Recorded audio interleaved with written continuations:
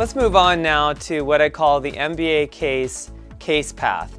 And this is a flow through the typical case. What's interesting is that most cases do follow this pattern, and once you understand it, it'll help you do a lot better.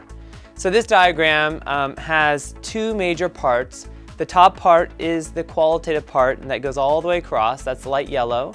And then we've got your gray section on the bottom, which is your quantitative section. What we're going to see is that cases tend to go through all of these pieces.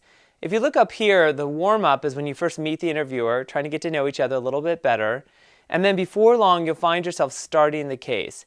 And that's where the interviewer is looking for breadth and depth, those logic skills that I talked about earlier.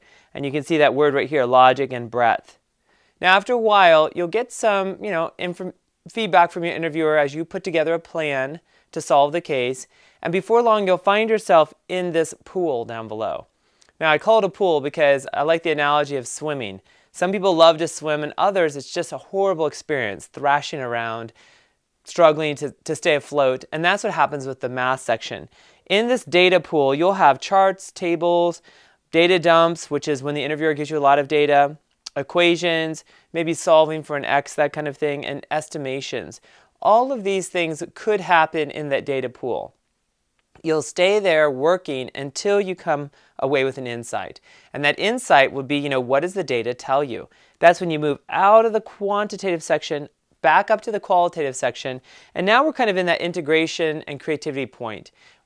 Earlier I said that the interviewers are looking for you to have good integration skills, and this is where you bring everything together. That's when the interviewer typically says, so what? Or what are the next steps? Or what does this all mean? And then you work your way toward the end of the case. At the end, you want to be sure to use data.